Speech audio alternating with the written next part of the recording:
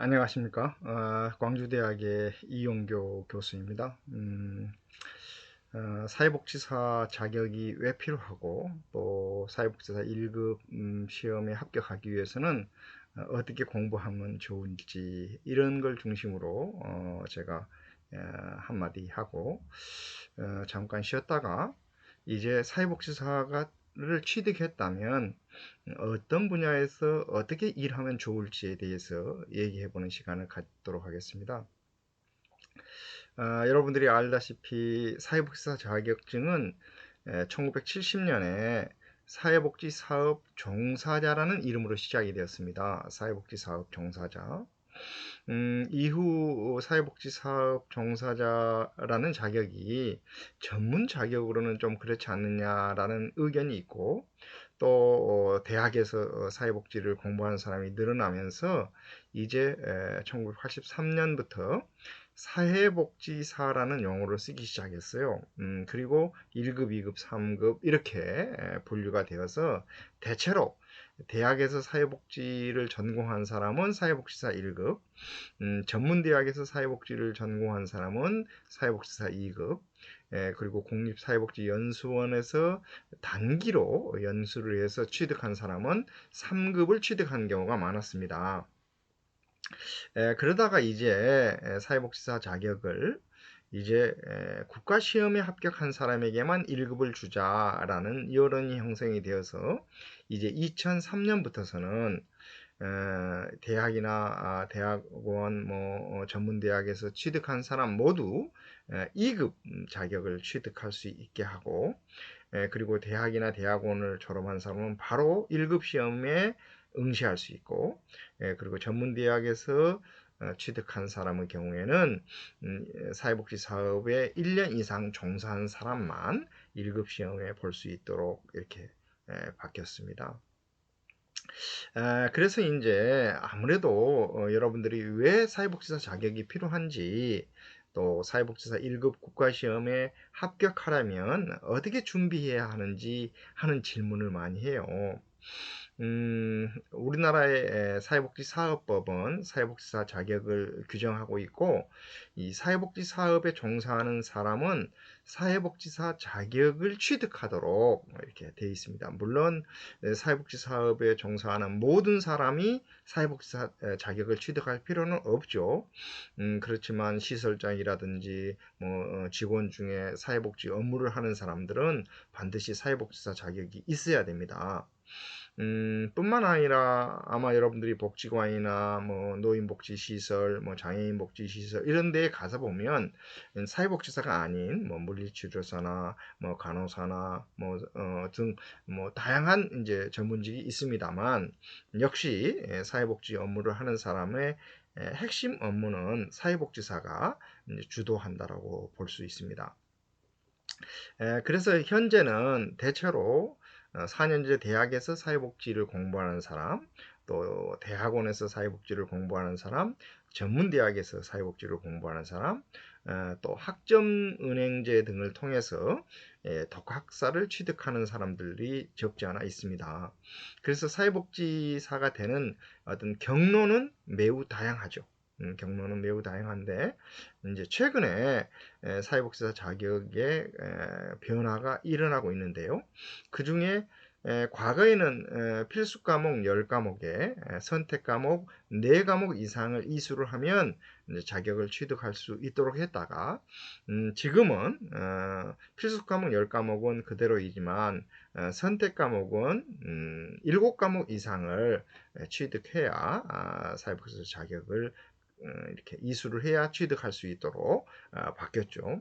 또한 사회복지 현장 실습이 과거에는 120시간 이상이었지만 지금은 160시간 이상으로 규정이 바뀌었고, 또 이제 사회복지 현장 실습을 이렇게 지도할 수 있는 기관, 또 지도하는 슈퍼바이저의 자격이 점차 강화되고 있기 때문에 아마 대학생이라면 또 학점제로 공부하는 사람이라면 특별히 사회복지 현장 실습을 어디에서 받을지, 또 누구에게 받을지, 또 그 기관이나 그 슈퍼바이저가 적정한 자격을 갖추고 있는지 하는 것들을 점검해야 됩니다.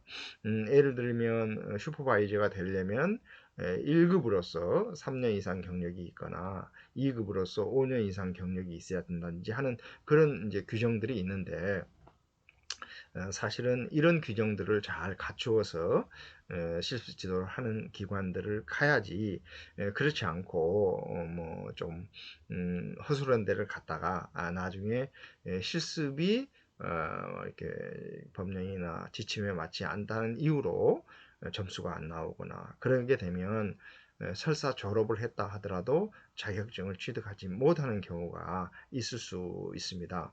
아마 여러분들 대부분은 학교의 안내를 잘 받아서 실습도 잘 받고 이제 뭐 1급 시험을 어떻게 하면 잘 합격할 것인가 하는 것에 더 좀 관심이 있을지 모르겠어요.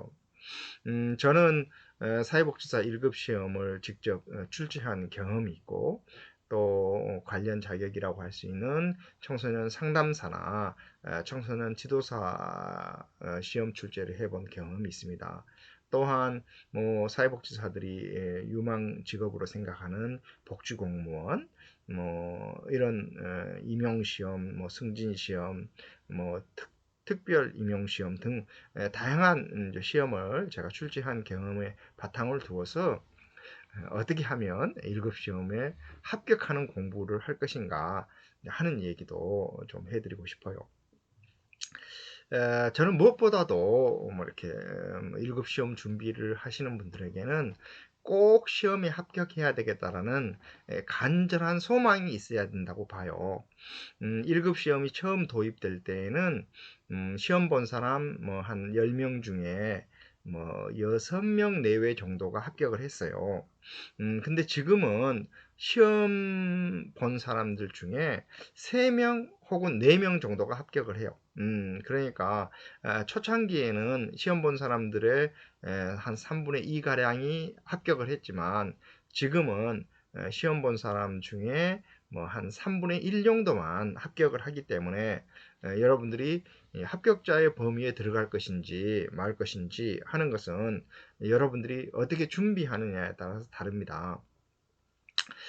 저는 시험 공부를 하는 사람들에게 제일 강조하고 싶은 것이 출제자의 마음으로 시험 공부를 하라라는 것을 강조하고 싶어요. 출제자의 마음이 출제자가 어떤 방식으로 시험을 출제하는지를 알면 시험 공부하는 것이 훨씬 쉽지 않겠습니까? 제가 이제 뭐 다양한 국가 시험에 출제에 들어가서 보면 시험은 크게 두 가지 방식으로 출제를 합니다. 하나는 현장에서 교재를 보고 예상 문제를 뽑은 다음에 그 중에 이제 본 시험으로 압축을 시키는 거죠. 예를 들면 출제위원이 만약에 뭐 한 3명이다. 그러면 뭐 시험 문제를 뭐 한 30문제를 출제해야 된다. 그러면 각각 한 20문제 정도를 출제를 합니다. 그러면 다 합치면 60문제가 되지 않겠습니까? 그러면 그 중에 서로 이제 중복된 부분이 있을 수 있고, 서로 이 문제는 정말 살리면 좋겠다. 이 문제는 유사 문제가 있기 때문에 버려도 되겠다. 이런 식으로 해서 뭐 한 60문제 중에 한 40문제 정도로 이렇게 압축을 합니다. 그런데 이제 뭐 사회복지 시험의 경우에는 예를 들어서 인간행동과 사회환경, 또 사회복지 실천론, 사회복지 실천기술론 이런 과목들은 조금씩 겹치는 부분이 있습니다. 그러면 이제 인접 과목과 그 이렇게 중복되는 것을 또 빼면 한 35문제쯤 되지 않겠어요? 그러면 이제 또 다시 이제 뭐랄까 작년도에 시험을 본 사람이거나 또 옆에서 다른 시험 문제를 출제하는 사람들이 검토를 하면서 의견을 주면 그 중에 본 시험 문제 한 30문제를 정하고 또 예비 문제 몇 문제를 정하는 이런 방식으로 출제를 합니다. 또한 많은 지금 국가시험의 경우에는 이제 문제은행 방식으로 해요. 문제은행 방식은 뭐냐면 만약에 뭐 해당 분야, 만약에 뭐 인간 행동과 사회 환경이다, 뭐 조사론이다. 그러면 만약에 조사론 시험 문제다. 그러면 전국에서 사회복지 조사론을 강의하시는 분들에게 각각 한 뭐 15문제 정도씩 내주시기 바랍니다. 이런 식으로 요청을 해요. 그러면 각 단원마다 뭐 한 문제 정도. 그러면 만약에 8명이 요청한다. 그러면 120문제가 들어오지 않겠습니까? 그러면 이제 그 중에서 이제 뭐 해당 분야에서 가장 대표적인 시험 문제, 그래서 각 단원에서 한 2문제 정도 뽑으면 우리가 대학이 15주로 이루어져 있기 때문에 뭐 한 30문제 정도가 추려지지 않겠습니까? 이제 그 중에 만약에 25문제를 출제해야 된다.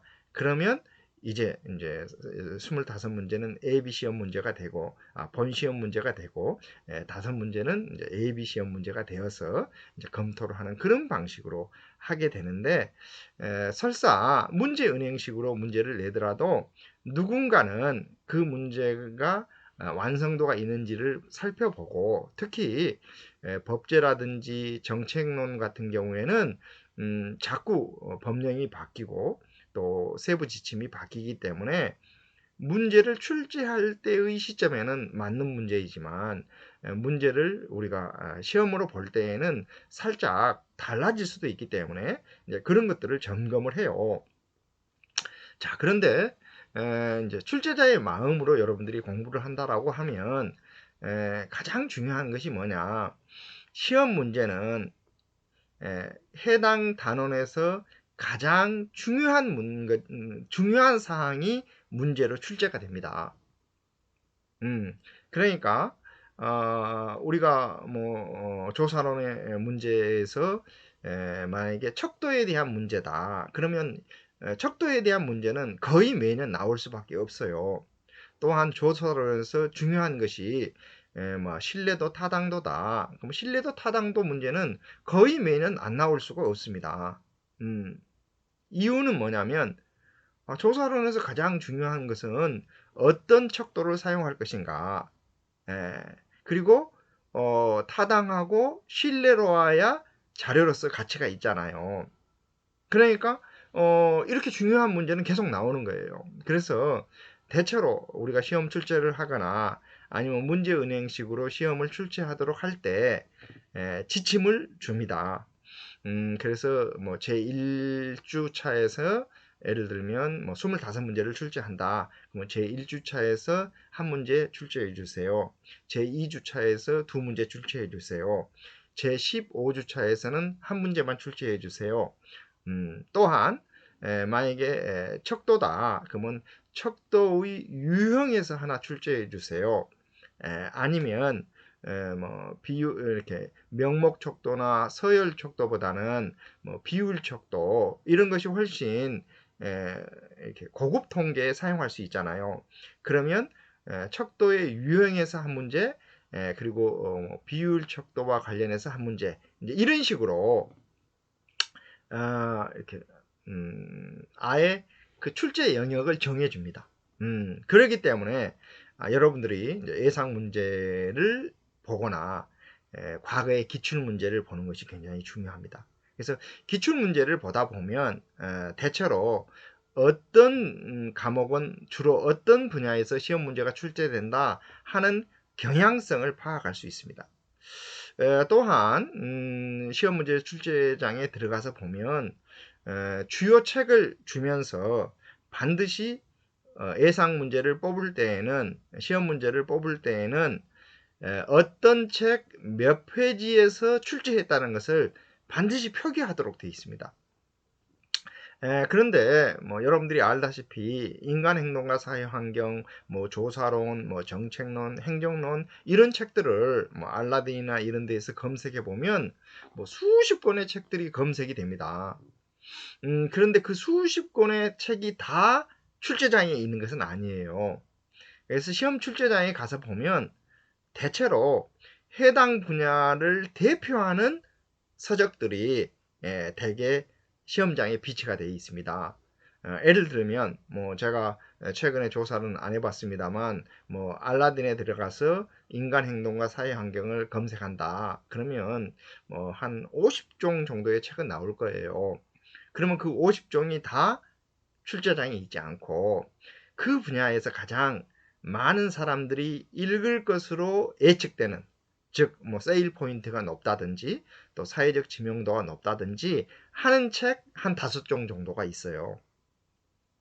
물론 출제자가 자기 해당 과목의 교재를 가지고 들어갈 수는 있지만 뭐 많은 사람들이 비치된 책을 활용할 수밖에 없기 때문에 결국은 시험 공부를 할 때에는 뭐 학교에서 가르쳤던 교수님의 책을 중심으로 공부하는 것도 방법이지만 가급적이면 해당 분야를 대표하는 책, 해당 분야를 대표하는 책은 뭐 알라딘이나 교보나 이런 데에 들어가서 검색하면 비교적 세일 포인트가 높은 책들, 지명도가 높은 책들이 다 검색이 됩니다. 그런 책으로 공부하는 게 저는 좀 도움이 되지 않을까 싶습니다.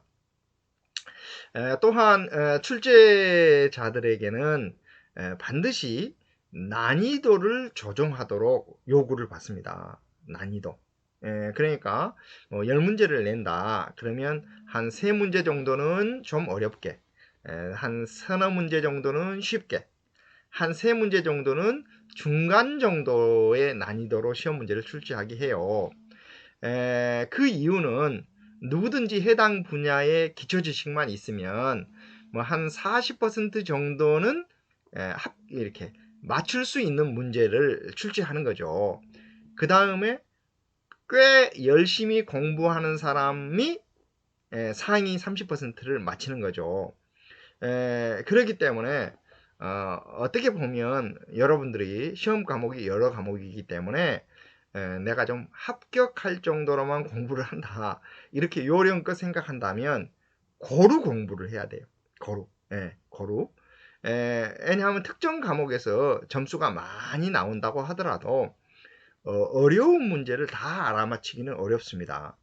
그러니까 뭐 기본적으로 뭐 기초적인 지식이 있으면 뭐 50점 내외 정도는 맞을 수 있고 조금 공부를 하면 70점 내외를 맞을 수 있지만 정말 특정 과목을 엄청 많이 에너지를 쏟아도 80점 이상을 맞기는 어렵게 출제가 됩니다. 그래서 결국 여러분들이 좀 고루 공부할 필요가 있다. 고루. 우선 시험 과목은 사회복지 기초, 사회복지 실천, 사회복지 정책 이런 식으로 해서 기초에서는 인간행동과 사회환경 조사론, 그리고 실천에서는 실천론, 실천기술론, 그리고 지역사회복지론, 정책에서는 정책, 행정론, 법제 이렇게 이제 시험이 출제가 돼요. 이걸 이제 시험 과목으로는 3과목, 그리고 영역으로는 8개 영역 이렇게 얘기를 해요. 그런데 아마 여러분들이 대학에서 공부를 할 때에는 8개 영역이 개별 과목으로 이렇게 구성이 되어 있지 않습니까? 인간행동과 사회환경, 조사론 이런 식으로. 자, 그런데 시험 과목은 3과목이에요. 여기에도 좀 사연이 있습니다.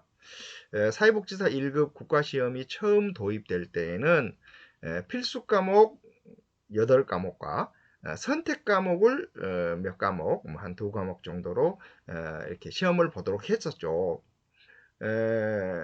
그런데 이제 필수 과목 중에는 10과목이 있는데 그 중에 가장 기초 과목인 사회복지학 개론과 또 시험으로 보기에는 좀 난감한 사회복지 현장 실습을 제외한 8과목을 각기 시험 과목으로 해서 출제한 적이 있는데 이렇게 하면 사회복지사 1급에 합격하려면 그 모든 과목의 총점이 60점 이상이어야 되고 그리고 총점 평균이죠. 그리고 개별 과목은 과락이 없어야 돼요. 그러면 과락은 40점 미만이 나오면 과락이 되는데 첫 시험의 경우에는 총점으로는 평균 60점 이상이었지만 특정 과목에서 과락이 꽤 많이 난 사태가 생겼어요. 그 이유는 이제 특정 과목을 좀 어렵게 출제했다라고 볼 수 있죠. 그래서 이제 평균 점수가 60점 이상이지만 특정 과목에서 과락이라는 이유로 탈락된 사람이 많아서 민원이 생기니까 이제 인간의 행동과 사회 환경 조사론을 기초 과목으로 묶어서 두 영역을 한 과목으로 철고, 그다음에 실천론, 실천기술론, 지역사회복지론, 또 정책론, 행정론, 법제론을 합쳐서 각각 실천 분야와 정책 분야로 이제 시험을 이렇게 구성해 있어요. 그래서 이제 여러분들이 시험 공부를 할 때에도 가급적이면 기초 과목 먼저 하고 그 다음에 실천 과목하고 정책 과목하고 해서 이렇게 1교시, 2교시, 3교시 과목을 이제 통으로 공부해 보는 것이 저는 좋겠다 이렇게 조언을 드리고 싶습니다. 간혹 이제 학생들이 1월에 시험이 있는데 뭐 지금 공부해도 뭐 합격할 수 있습니까? 이런 질문을 해요. 사실 시험은 맞고 품는 겁니다. 맞고 품는다는 것은 뭐냐면 사실 시험이라는 것에 합격하겠다는 목표를 정하고 제한된 시간 안에 에너지를 최대한 쏟는 거죠. 그래서 가급적이면 1학년 때부터 꾸준히 준비한 사람이 4학년 때부터 준비한 사람보다는 훨씬 유리하겠죠. 여름방학 전부터 준비한 사람이 여름방학 이후에 준비한 사람보다는 훨씬 유리합니다. 그렇다 하더라도 뭐 시험 날짜가 며칠 안 남았다는 이유로 사실 포기할 필요는 저는 없다고 봐요. 왜냐하면 사회복지사 1급 시험의 합격률을 보면 매년 편차가 조금씩 있어요.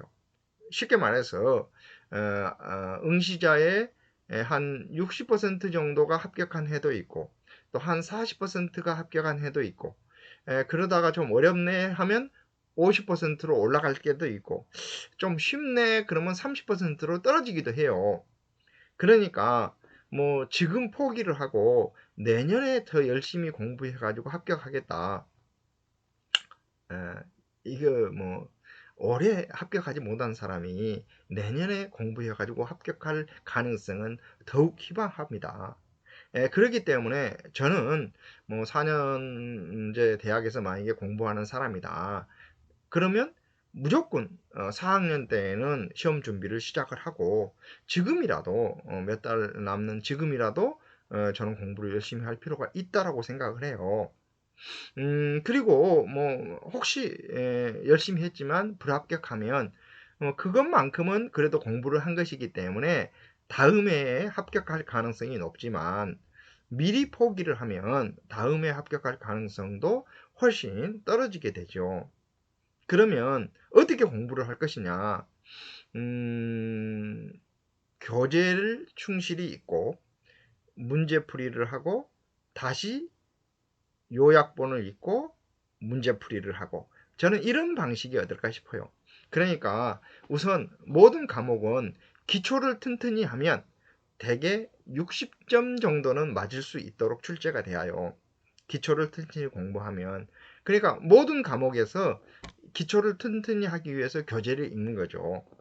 그리고 이제 기출 문제나 이제 예상 문제를 풀어보면 대충 자신의 실력이 어느 정도 되는지를 확인할 수가 있습니다.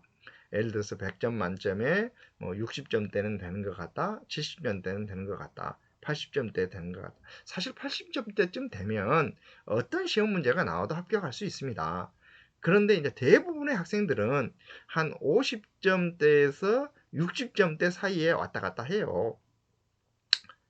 뭐 그렇기 때문에 결국은 조금 더 노력하면 합격하고 조금 소홀히 하면 불합격하는 거죠. 그래서 이제 기본을 공부를 하고 예상 문제를 풀어서 본인에게 좀 유리한 과목이 있고 본인이 좀 잘 틀리는 영역이 있지 않겠습니까? 만약에 내가 조사론에 대해서 공부를 하다 보면 뭐 척도는 내가 아주 쉽게 푸는데 꼭 신뢰도나 타당도에서 좀 틀린다. 그러면 이제 시간이 좀 적을 때에는 이미 자기가 알고 있는 것은 넘어뛰고 그 다음에 잘 틀리는 분야를 무엇이 틀리는지를 좀 유념해 가면서 이른바 우리가 오답 노트 이런 것도 해보잖아요. 그래서 이제 그 부분을 집중적으로 하다 보면 사실 내가 잘 틀리는 분야에 대해서 좀 더 보강을 하면 점수를 뭐 100점 만점에서 10점이나 15점 정도 올릴 수가 있어요. 그래서 합격만 하면 되는 거예요. 여러분들이 마치 뭐 운전면허 시험을 봐가지고 운전면허증을 땄으면 되는 것이지 운전면허 뭐 몇 점에 땄는지 기억하겠어요? 물론 뭐 수능 시험 같은 경우에는 몇 점을 취득하느냐가 대학을 결정하는데 매우 중요한 요소이긴 하지만 사회복지사 1급 시험은 그냥 합격, 불합격만 있을 뿐입니다. 사회복지사 1급이 있으면 되는 것이지 뭐 80점에 합격했는지 65점에 합격했는지 딱 한 문제만 더 맞춰가지고 합격했는지 아무도 묻지도 않고 대답할 필요도 없어요. 그래서 저는 여러분들이 교재로 공부하고 예상 문제로 하고 그리고 다시 뭐 요약본 같은 것으로 점검하고 또 다시 뭐 예상 문제를 풀어보고 이런 방식인데 간혹 지금 또 이제 뭐 시간이 없는데 어떻게 공부해야 되느냐 이런 또 요청을 받는데 저는 두 군데를 좀 권장하고 싶어요. 하나는 여러분들이 좀 인터넷을 잘 검색하다 보면 해당 분야를 잘 가르치는 그래서 동영상으로 강의를 하는 꽤 유명 강사들이 있습니다. 저는 이제 과거에 대학에 들어오기 전에 이제 학원 당시에는 단가방 학원이라는 게 유행했었는데 네, 단가방 학원에 가서 제가 시험 공부를 해본 적이 있어요.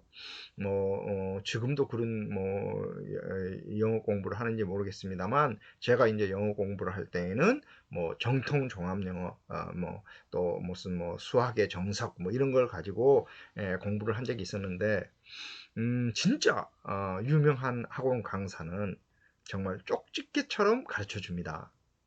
그러니까 학교에서 제가 선생님들한테 배웠을 때하고는 질이 달라요. 그래서 저는 좀 시간이 좀 제한되어 있는 사람들의 경우에는 유명한 선생님의 동영상 강의를 처음부터 끝까지 쭉 듣는 것을 권장해 드리고 싶어요. 이분들은 대개 뭐 사회복지사 1급 시험이나 또 공무원 시험이라든지 하는 것들을 이제 이렇게 경향 분석을 매년 하고 또 해당 영역에서 가장 암기해야 될 것이 무엇인지를 쪽집게처럼 알려주기 때문에 저는 그런 강의 들을 필요가 있다고 봐요. 물론 돈이 좀 들어갈 수 있죠. 그렇지만 사실 시험에 합격하는 것이 중요하지 떨어지면 1년 후에 다시 시험을 봐야 되고 그때 합격해라는 법이 없어요. 그래서 저는 내친김에 동영상 강의도 들었고 또 대개 무슨 뭐 그런 학원에서 이렇게 파이널 테스트 이런 거 있잖아요. 시험 직전에 뭐 주로 예상 문제를 중심으로 해서 이렇게 요약 정리해서 해주는 이런 강좌도 저는 매우 중요하다고 봅니다. 제가 이제 있는 우리 광주대학교 경우에는 매년 유명한 학원 강사를 모셔다가 학생들에게 이렇게 특강을 해주기도 하는데 실제로 이렇게 집에서 공부해가지고 시험 공부를 해서 합격한 사람보다는 그렇게 집중 교육을 하는 때 수강한 학생들의 합격률이 훨씬 높아요. 또한 뭐 우리가 이제 쉽게 학생들이 만나기는 쉽지 않지만 그래도 혼자 공부하는 것보다는 뭐 몇 명이서 스터디 그룹을 만들어서 공부를 한다든지 하는 것도 저는 굉장히 도움이 된다고 봐요. 그래서 요약하면 이제 출제자의 마음으로 여러분들이 공부를 해라. 그리고 출제자는 음, 대체로 이렇게 중요하다라고 생각하는 문제를 출제를 또 다시 하기 때문에 문제 유형이 기출 문제랑 이렇게 관련이 많습니다. 또한 제가 시험 문제를 출제하면서 두 가지 이렇게 지적을 받았다 그럴까? 혹은 두 가지 지침을 받은 게 있는데 수험생들에게 꼭 알려주고 싶어요. 하나는 뭐냐면 국가시험도 그렇고 공무원 시험도 그렇고 시험에 대해서 논란이 생기면 굉장히 난감한 문제가 생겨요. 그래서 시험 문제를 출제할 때에는 논란이 될 만한 문제는 출제하지 않습니다. 그 말은 무슨 말이냐면 뭐 학자들의 의견이 매우 다른 이슈라든지 이런 거 출제하지 않아요. 그런데 그냥 누가 물어봐도 그냥 똑 떨어지는 문제. 예를 들면 뭐 특정한 법이 언제 만들어졌나든지 특정한 제도가 언제 만들어졌나든지 아니면 뭐 어떤 학자가 뭐 이렇게 체계를 분류를 할 때 뭐 사체계로 구분을 했다. 그러면 그 학자는 사체계를 무엇으로 구분했다 하는 것 같은 경우는 뭐 논란이 없죠. 음, 그러니까 이제 이런 것들의 경우에는 대개 뭐 자주 출제가 됩니다. 또한 시험 문제가 오지선다형이잖아요. 그러니까 오지선다형이라는 것은 무슨 뜻이냐면 그 뭐 예를 들면 맞는 것이 네 가지이고 틀린 것이 한 가지이다. 그러면 출제하기가 쉬워요. 예를 들면 뭐 브롬펜 프로너라는 사람이 뭐 생태학적 접근을 한다. 그러면 뭐 이분은 뭐 미시체계니 무슨 뭐 거시체계니 뭐 이런 얘기들을 하잖아요. 그 사이에 뭐 중범위의 어떤 체계가 있고 그러면 이제 그 이 사람이 사용했던 것이 네 가지다. 그러면 네 가지는 지문에 넣고 하나는 안 넣으면 되잖아요. 다른 것을 넣는 거죠. 그러면 시험 문제가 바로 출제가 되죠. 그래서 대개 공부를 하다 보면 네 가지가 확실하고 한 가지는 아무것도 아니면 다음 회에도 혹은 시간이 지나면 또 출제가 될 가능성이 높습니다. 그래서 시험 문제는 늘 이렇게 똑 떨어지고 정확하고 논란이 안 되는 것이 시험 문제로 출제가 된다라는 것이에요.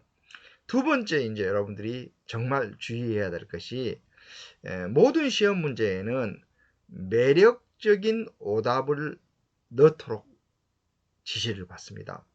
아마 여러분들이 이제 오지선다형을 시험을 보다 보면 꼭 무엇이 아닌 것은 이렇게 이제 질문이 나오면 대개 세 가지는 아닌 것이 확실한데 두 가지는 살짝 아리까리하는 이런 경우가 많습니다.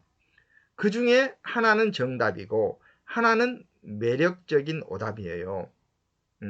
그래서 이제 우리가 여러분들이 공부를 할 때 아주 똑 떨어지게 딱 공부를 하면 매력적인 오답을 쉽게 알 수가 있는데 좀 희묵구리하게 공부를 하면 매력적인 오답에 빠질 수가 있어요. 그래서 결국은 이제 둘 중에 어떤 것을 선택해야 되나 고민을 많이 하게 되는데 저라면 대개 처음에 이것이 답이다 라고 생각하는 것으로 가는 게 좋습니다. 대개 이것이 답일 것이다 라고 생각했다가 한 번 더 보고 답을 옮기는 경우 오답을 선택할 가능성이 높아집니다. 그러니까 여러분들이 정말 똑 떨어지게 제대로 공부하면 매력적인 오답을 선택하지 않지만 그럴 가능성이 있기 때문에 여러분들이 또한 대개 지문이 좀 극단적으로 단정적으로 했던 것들의 상당수는 매력적인 오답일 수가 있어요. 그래서 이제 그런 표현도 여러분들이 잘 읽어보셔야 돼요. 자, 이제 1급 시험에 대한 뭐 얘기를 제가 계속 하고 있는데요. 여러분들이 1급 시험에 합격하기 위해서는 일단 반드시 시험에 응시해야 됩니다. 그런데 현재 우리나라 1급 시험 접수자의 약 15% 내외 정도가 단지 시험을 보지 않아서 불합격이 됩니다. 그 말은 무슨 말이냐면 그냥 뭐 이렇게 시험 기간에 시험을 이렇게 응시하는 기간에 많은 사람들이 원서는 접수를 해요. 그래 놓고 막상 시험을 볼 때쯤에는 이런저런 이유로 포기를 해버리는 겁니다. 그러면 포기하는 사람은 그냥 바로 불합격이죠. 그래서 여러분들이 일단은 지원을 하고 지원했으면 반드시 시험에 응시하기 바랍니다. 또한 대개 한 영역당 25문제가 나오고 1교시에서는 50분 동안, 2교시는 75분, 그리고 3교시는 75분 이렇게 구성이 되어 있는데요. 대체로 20대만 하더라도 대개 시험 문제를 다 읽습니다. 그런데 40대, 50대 이쯤 되면 25문제를 다 풀지 못하고 시험 시간이 끝나버리는 가능성이 높습니다. 그래서 혹시 반드시 그렇지는 않지만 대개 한 40, 50 되어 가지고 지문을 읽고 그러니까 문항을 읽고 답항을 읽는 사이에 만약에 그 뭔 질문을 했고 답항이 뭐라는 것을 종합적으로 생각할 수 있는 시간이 좀 짧으신 분들, 대개 한 4, 50대쯤 되면 질문 읽고 답항을 읽다 보면 진짜 질문이 뭐였지? 이걸 잊어버리는 경우가 더 있어요. 그래서 이런 분들은 예상 문제를 풀면서 늘 시간 테스트를 하시기 바랍니다. 예를 들면 25문제다. 그리고 이 25문제는 무슨 일이 있어도 25분 안에 풀어야 돼요. 그런데 많은 사람들이 어떤 실수를 하냐. 1교시는 인간행동과 사회환경 조사론을 50분 동안에 시험을 봐야 돼요. 그러면 인간행동과 그 사회환경이 25문제, 조사론이 25문제인데 너무 인간행동과 사회환경에 이렇게 몰두하다 보면 25문제를 푸는데 한 30분을 할애를 해버렸다. 그러면 조사론 25문제를 푸는데 이제 20분밖에 없는 거예요. 그러다 보면 자칫 잘못해서 조사론의 마지막 한 5문제 정도는 정말 문제도 안 읽어보고 이른바 찍기를 할 가능성이 높습니다. 그래서 여러분들이 이제 예상 문제를 풀 때에는 늘 내가 시간을 적절하게 하려 하고 있는가. 그래서 혹시 어떤 문제를 풀 때 그 문제가 너무 어려워서 답이 정말 생각이 안 난다. 답을 찾기가 어렵다. 그러면 과감히 포기를 하고 넘어가야 돼요. 예, 그 다음 문제라도 빨리 풀어야 되기 때문에. 그래서 이제 여러분들이 시간 관리를 잘 해야 됩니다. 특히 제가 이렇게 지도해 본 바에 의하면 이제 40대, 50대 혹은 그 이후의 만학도들은 대개 시험 시간이 짧다라는 얘기를 많이 해요.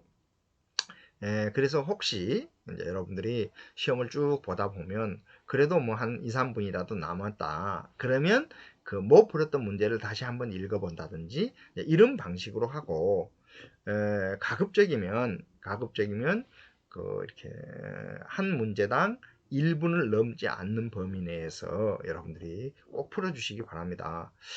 최근 들어서 점차 지문의 길이가 좀 늘어나는 경향이 있고 또 과거에는 주로 뭐 연도를 외우거나 제도의 순서를 외우거나 하는 것이 많지만 지금은 살짝 좀 생각을 해서 답을 찾게 하는 문제들이 좀 늘어나는 경향이 있어요.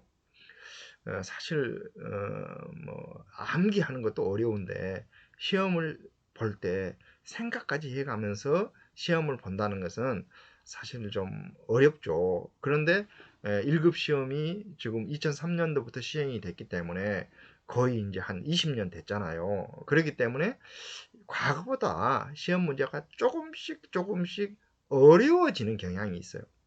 그래서 저는 여러분들이 각 과목에 기초에 충실하여서 공부하고 예상 문제를 풀어서 또 이렇게 실력을 다지고 해서 대략 평균적으로 봐서 한 70점 이상 정도 나왔다. 그러면 너무 걱정하지 말고 그냥 이 페이스대로 계속 공부를 하시고 만약에 예상 문제를 풀어봤더만 뭐 50점대밖에 안 나왔다. 그러면 조금 더 분발해서 60점 이상만 맞으면 합격이 된다. 이렇게 위안을 삼으면서 공부하시고, 만약에 뭐 한 40점대밖에 안 나온다. 그러면 뭐 남은 기간 동안 최선을 다해서 공부해 주시기 바랍니다.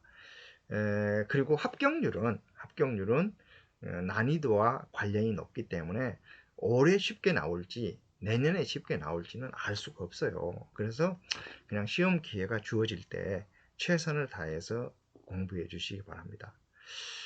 그리고 뭐 꼭 1급 사회복지사 해야 되느냐 이런 얘기를 하는 분들이 들어 있는데, 실제로 많은 직장에서는 그냥 사회복지사를 뽑습니다. 이렇게 광고를 내기도 하지만 1급 사회복지사를 뽑습니다. 이렇게 광고를 내기도 해요. 그리고 제가 어떤 기관에서 사람 한 명을 뽑는데 지원자가 30명 정도가 온 적이 있었어요. 그 중에 1급이 한 20명 정도, 그리고 한 2급이 몇 명이 있었는데, 사실 이 사람의 실력이 어느 정도 되는지를 그 인터뷰만 해가지고는 알 수 없고, 성적 증명서만 봐가지고는 알 수가 없어요. 왜냐하면 뭐 이제 학교에 따라서 성적을 좀 엄격히 주는 데도 있고 좀 쉽게 주는 데도 있잖아요. 그렇기 때문에 뭐 예를 들면 뭐 2.5인 사람보다는 4.0인 사람이 공부를 잘했을 거다라고 예측은 할 수 있지만, 뭐 전국적으로 시험을 봐서 확정된 1급 시험 합격자들을 우대하는 경향이 있고, 또 되게 뭐 정규직이거나 또 사회적으로 괜찮은 직업군으로 알려져 있는 곳들은 그냥 1급 사회복지사가 아닌 사람은 아예 원서를 안 받거나, 받더라도 원서를 받았더라도 대개 면접에서 1급 시험 합격자들에게 우대 점수를 주는 경우가 많기 때문에, 여러분들이 기회가 되면 1급 시험에 꼭 합격하기를 바랍니다. 네. 다음 시간에는 사회복지사의 최근 어떤 동향들, 특히 직업 세계에서의 동향들에 대해서 얘기해 보도록 하겠습니다. 예, 다음 시간에 뵙겠습니다.